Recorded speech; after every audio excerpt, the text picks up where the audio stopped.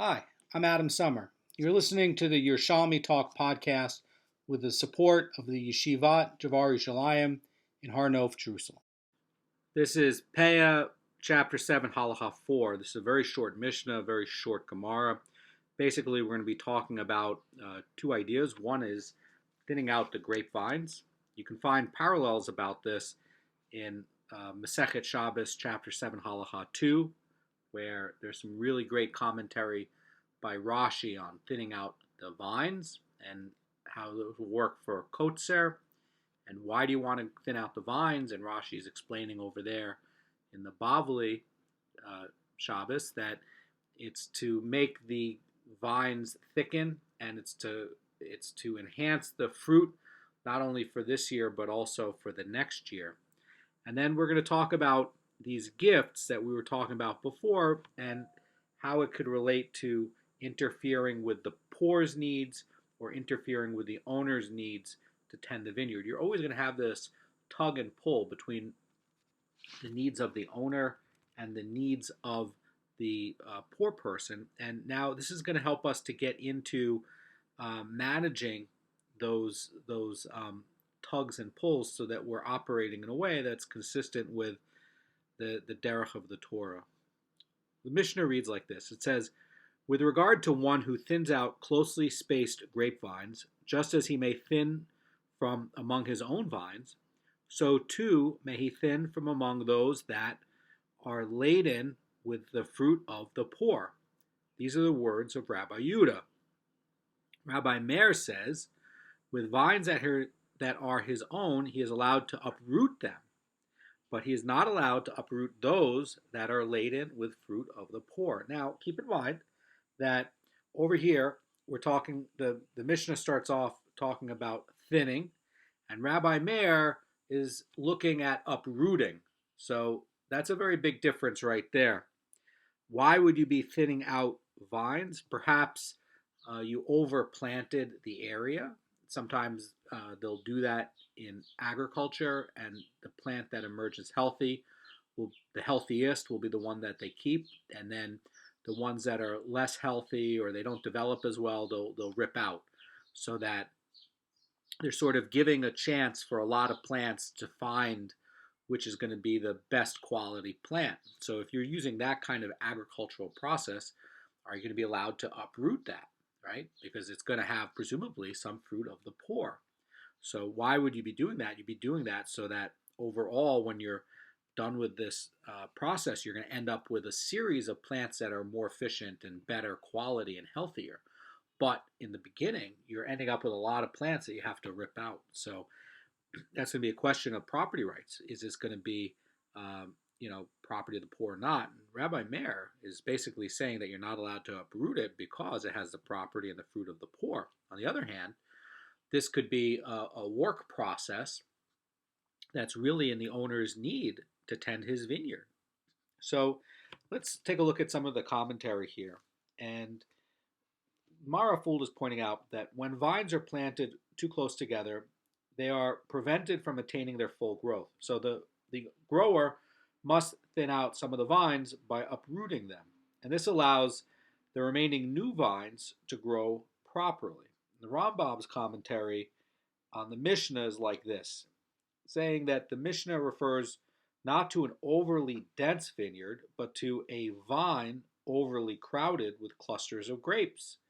And the grower removes some of these clusters so that the remaining ones will reach their full growth.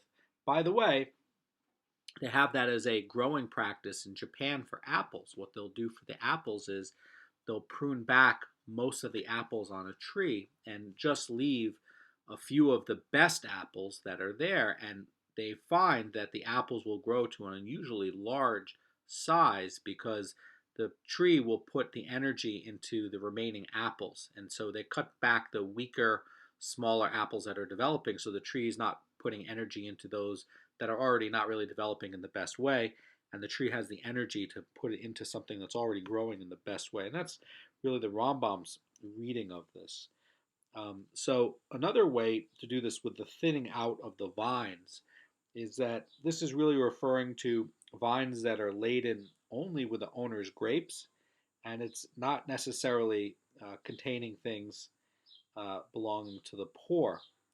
And the Mara Fulda is pointing out that although Rabbi Yudah, the owner, may, if according to Rabbi Yudah, the owner may, if necessary, uproot vines containing grapes that are Oleilos, even though these grapes belong to the poor. And his reasoning is going to be elaborated in the Gemara. But Mara Fulda, he's only mentioning Oleilos here, and some of the commentators elsewhere, like in the Yom Tov, Tosfot Yom Tov, is saying that the Mishnah is discussing uh, the concerns, with vines that are having Peah grapes. So that could be another reading of this. On the phone with us is Rabbi David Gilbert from the yeshiva, and he asks a really good question. He's saying, well, is this going to be the halacha? What's going to be the halacha? And keep in mind, with this Mishnah, we're trying to figure out who is this going to favor. These, however you want to look at it, whether it's going to be vines that are subject to Peah, or like how the Tosfot Yom Tov is reading this, or if we're looking at it in terms of the Rambam's reading of this Mishnah, where we're talking about culling out grapevines, grape clusters that are very laden, or are we going to be talking about actually cutting back the branches themselves, kind of like what Rashi talks about in Masechet Shabbos? And all of these issues, these are all cases that are going to have Oleilos on them. These are these poorly developed clusters that are not really ready yet, and they didn't really develop in a good way. And you have property that d'oraita belongs to the poor, but you also have the interest of the farm and the farmer and the vineyard. And so, is this in the derech of the Torah going to go in the favor of the landowner in order to do his work, or is this going to go where you say, hey, this is a property right of the poor, and the gifts are going to allow even to interfere with the owner's needs in tending the vineyard. This is really this tug and pull that we're going to try to work on here. So let's get into the Gemara. The Gemara is going to cite this dispute between Rabbi Meir and Rabbi Yudah about whether you're allowed to thin out the vines that contain fruit belonging to the poor. And the Gemara is going to explain the reasoning behind the dispute. Here's what's going on, and here's how it is. The Gemara says, both Rabbi Meir and Rabbi Yudah agree in the case of one who sells 10 clusters on his vines to another, that when he thins out the vineyard, he will be forbidden to touch the vines on which these clusters grow. So in other words, they're adding this new condition about 10 clusters. And something about that is they're saying that, you have this case where the buyer purchased a specific 10 clusters, which he plans to leave on the vine until they grow to full size. And because these clusters now belong to the other, the grower cannot uproot these vines. And there's no dispute on that. So I guess it could have been back then that, somebody wanted to allocate some of the future produce, and, somebody would come up and they say, okay, give me all the clusters on, this part of the vine, and here's money for it, and I'll come back in 3 weeks to harvest it so I can make a couple of bottles of wine for Shabbos. And well, now this has, this vine itself has ownership interest between two people. One is the farmer, and one is now the person that paid money for these clusters on this part of the vine, so that he can collect it later. And everybody agrees you're not allowed to rip that out.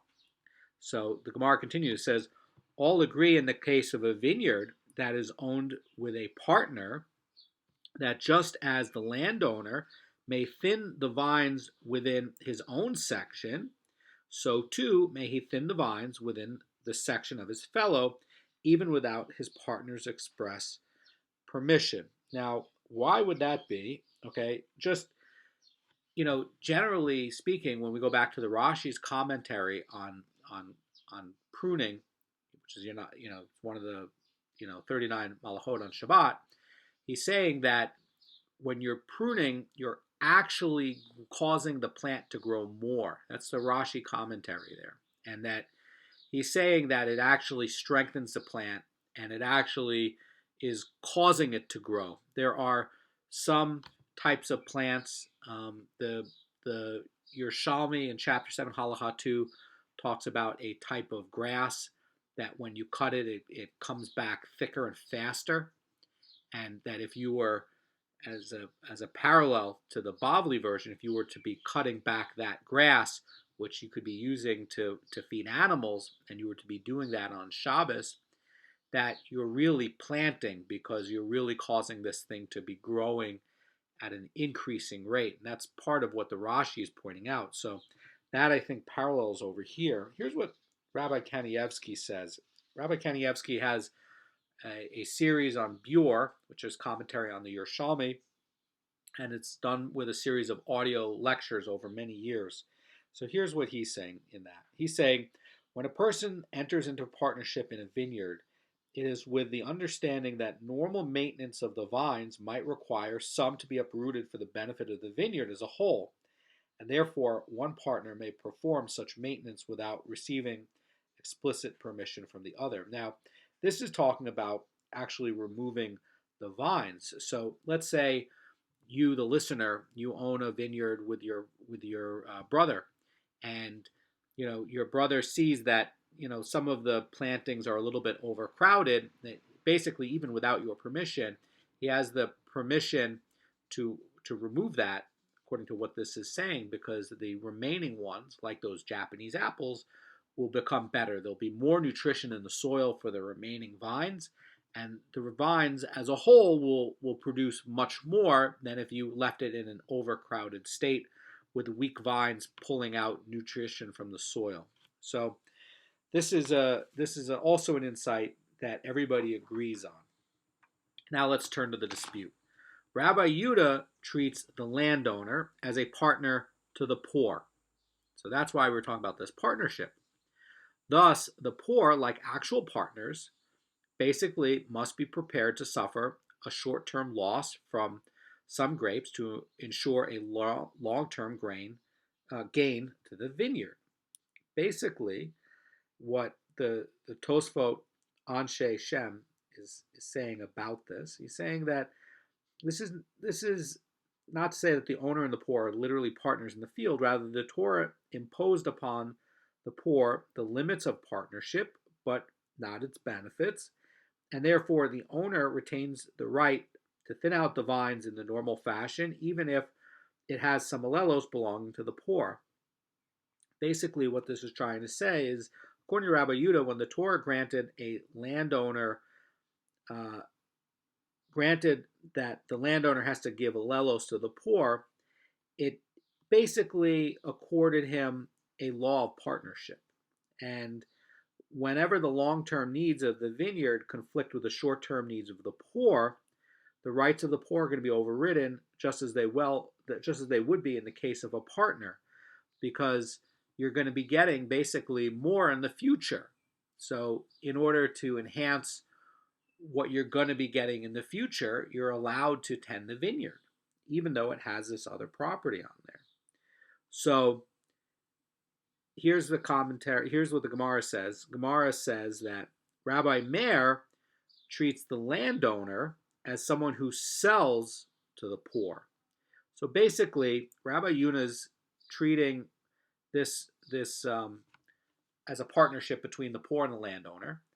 And Rabbi Meir is saying, no, the way the Torah is transacting this in the terms of property rights, that really the landowner is like someone who sells to the poor. The poor is guaranteed to get it, and all the way to look at it is like the landowner is getting ready to it, and he has to sell it to this designated person, basically selling it at zero, but it's like a transaction where he sells to the poor. Basically, just as a buyer doesn't have to worry about long-term improvement of the vineyard, so too with the poor is basically what Rabbi Meir is saying. So the owner, may not uproot vines bearing their fruit. So basically what Rabbi Meir is saying, he's saying that the Torah gave the poor full rights of ownership over the Oleilos, as if they had already and actually purchased the clusters from the landowner. And because they are already the property of the poor and designated as the poor, and it has to go to the poor, even at zero, the owner may not uproot the vines on which they grow, even for the overall benefit of the vineyard, because basically they in a way have possession of this already.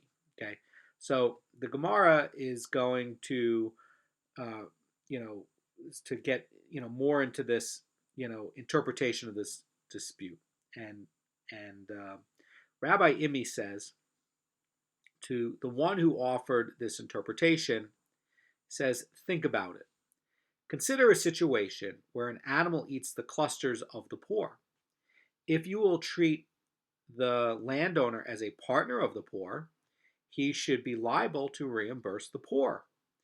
Basically, what Rabbi Imi is pointing out with this interpretation is that that which gets eaten, just as if in a case with a partnership, he would have to reimburse his partner for these losses if he caused the animal to go on there and eat something that belongs to the partner. He damaged his partner's property, and surely in this kind of case, Rabbi Imi is saying that the landowner does not need to reimburse the poor. In actuality, because if somehow some goat comes on there and picks out some Oleilos, he's saying that it's not the halacha where the landowner needs to go and figure out the value of the Oleilos that the goat ate and then reimburse the poor charity box and give it back so that there's no loss to the poor. Basically, Rabbi Imi is saying that because of this case, he's really not considered a partner, and this proposed interpretation of the dispute is not really correct. It's basically what he's saying. Mara Fulda says like this about this. He says that Rabbi Imi assumes that when the Gemara states that Rabbi Yehuda treats the poor as a partner in the vineyard, it means that in addition to placing upon them the limits of partnership, the Torah also bestowed upon them full rights as partners. And in a true partnership, if a wild animal consumed a portion of the vineyard, the loss is going to be shared equally by both partners. And Rabbi Imi therefore argues that the same should apply here. Thus, if the poor is truly accorded the full rights of partnership, the landowner should have to compensate them should the wild animals consume the Oleilos. Now, everybody agrees that a landowner has no such obligation. And it follows that the poor are really not regarded as partners, in which case the Gemara's explanation of this dispute between Rabbi Meir and Rabbi Yehuda is not really going to be correct. So then really the question is going to be, well, how does Rabbi Imi understand this dispute? And he's basically says the Rosh Cirilio going to be adopting the view of an earlier Gemara in chapter 5, Halacha 3, which explains that the reason the owner may weed out vines containing Oleilos, according to Rabbi Yehuda, is that this process takes place late in the season, and it leaves more than enough time for the poor to collect Oleilos before the vines are uprooted. And if they procrastinate, the poor fails to gather the grapes on the vine, they have no one to blame but themselves. In other words, the landowner is not obligated to delay the thinning out process to accommodate procrastination by the poor to collect it. So Rabbi Meir is holding that even if the poor are at fault, the landowner is still obligated to delay the process until they've gathered Oleilos, and we know that the the landowner is allowed to tend the vineyard. We know that from an earlier one. So I want to just get back to a commentary about this from Rabbi Moshe Feinstein in his commentary, and he's saying that it emerges there are two approaches to understanding the dispute between Rabbi Meir and Rabbi Yehuda. According to the approach first proposed by the Gemara, they disagree as to the rights granted by the Torah to the poor. Rabbi Meir is holding that the poor is regarded as a full-fledged owner of the grape. And Rabbi Yudah is holding that they are regarded merely as a partner with all the attendant obligations of the status. And according to the approach offered, in the Gemara and adopted by Rabbi Imi here, all agree that the poor are actually going to be full owners of the Oleilos. However, Rabbi Yudah holds that since the poor procrastinated in gathering the Oleilos, the owner may proceed to uproot their vines, whereas Rabbi Meir holds that even if the poor procrastinated, he may not uproot their vines until they have gathered their Oleilos.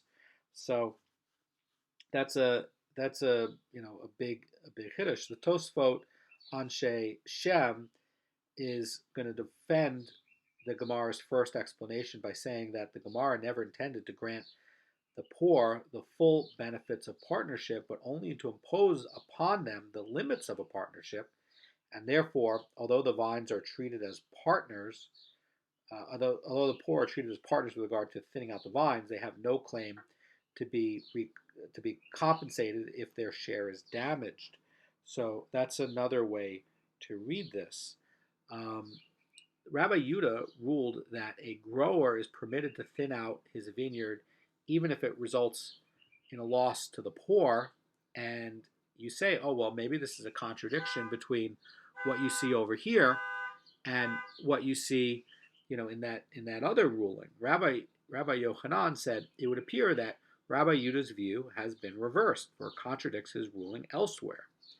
There, in a brisa, that we just talked about chapter 5, halacha 3, about thinning out the vines and having to do with procrastinators, the Gemara says, there he says, with regard to one who wishes to drench the field before the poor has collected the leket, in either case, says Rabbi Yochanan, whether the owner's loss is greater or whether the owner's loss to the poor is greater, Rabbi Yochanan says the owner must take the leket and place it on the fence so it's not damaged, and the poor person comes and takes what is his.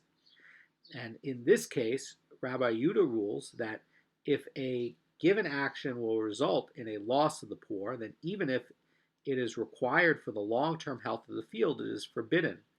But here, says Rabbi Yochanan, on commenting about Rabbi Yudah, but here, with regard to thinning out the vines, he says this. He says that even if his action results in a loss of the poor, it is permitted, and this seems to be a contradiction. So the Gemara is going to draw a distinction between these two rulings in the case of thinning out the vines. And the Gemara says, because the owner causes the remaining vines to become thicker, the vines produce more grapes in the following year. And this, by the way, is basically going to translate into a benefit for the poor, because in the following year, what they come to collect is going to be more plentiful. And so since that action ultimately resulted in a long-term benefit of the poor, Rabbi Yudah is going to permit it, and that, even though that it's a loss right now at the present, as a whole, if you combine, say, this year and next year, or this year and the next 2 years, the benefit to the poor will be much larger than if you had not done that at all. And in the case of drenching, there is no future benefit to the poor, and therefore Rabbi Yudah does not permit the owner to perform this act at their expense. Now, the Gemara is going to question this distinction as well. And the Gemara says, but here too, in the case where one wishes to water the field, one can say that because he drenches the field now, it produces more in the following year. Since the poor will benefit in the following year, the owner should be permitted to perform the drenching even if it will result in a short-term loss to the poor. Yet Rabbi Yudah rules that this is forbidden, and this seems to contradict this ruling here. So Mara Fulda points out that drenching the field causes it to produce more bountifully in the next year, and this is going to benefit the poor. So it means that there will be more leket for them to gather then. Accordingly, Rabbi Yudah should permit the owner to drench the field without regard for loss to the poor. So what's going on over here? The Gemara is going to explain. Rabbi Yochanan comes back and says this to the questioner. He says, it is a common practice to sow a field once used for grain with vegetables, and thereby to hold back the field for the poor. basically what he's saying, says the Rosh Cirilio, that vegetables are exempt from the laws of leket, shchicha, and peah, and therefore, if in the following year the landowner plants in the field with vegetables, the poor will gain nothing. So basically, if this is done, there won't be any gleanings in the next year. And because it is possible that the poor will gain nothing, basically what Rabbi Yochanan's saying, he's saying that Rabbi Yehuda prohibits the owner to act in a manner that will cause them a loss.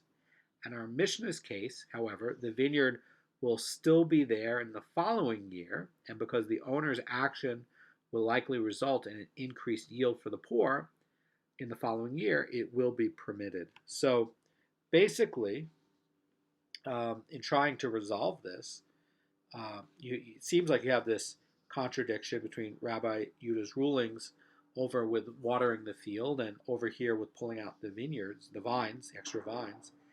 And over here, basically he's saying that the poor are like partners to the owner, not actual partners, but like them. And in the case of a partnership where a particular action is necessary to the well-being of the field and it's going to bring about a long-term gain to both partners, one may perform it without explicit permission, even if it will result in a short-term loss.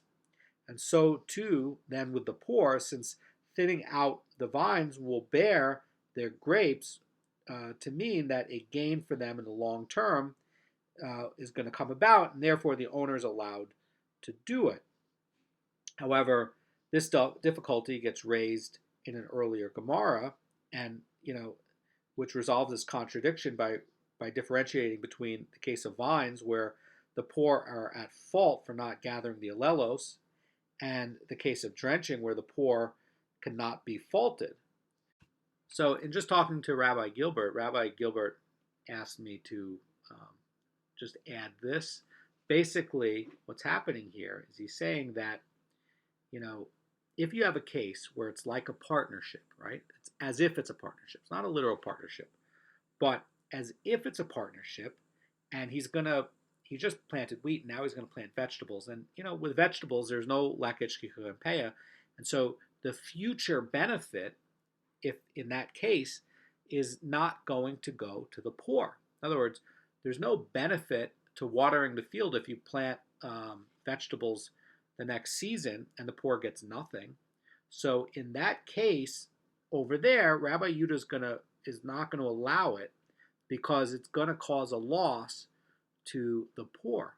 It's as if he's a partner, not allowed to do it. Now, if he's going to plant grain, then that's going to be another case. Over here, you're not sure if he's going to plant grain or vegetables, right? But over here, you are sure that those vines are still going to be there next year. And that's why over there, in the case of watering the field, Rabbi Yehuda prohibits it because, again, you can't be guaranteed what he's going to plant next year, and he can deprive benefit to the poor. And over here, you can be sure what's going to be there. The vines go for 15, 20, 50 years. So you know that those vines will be there next year. And if you're pulling out some of the vines so that there'll be more growth and more nutrition for the available vines that grew very, very well, then it will be a benefit to the poor. And that's why he's permitting it over here, but not over there. And there's no contradiction at all.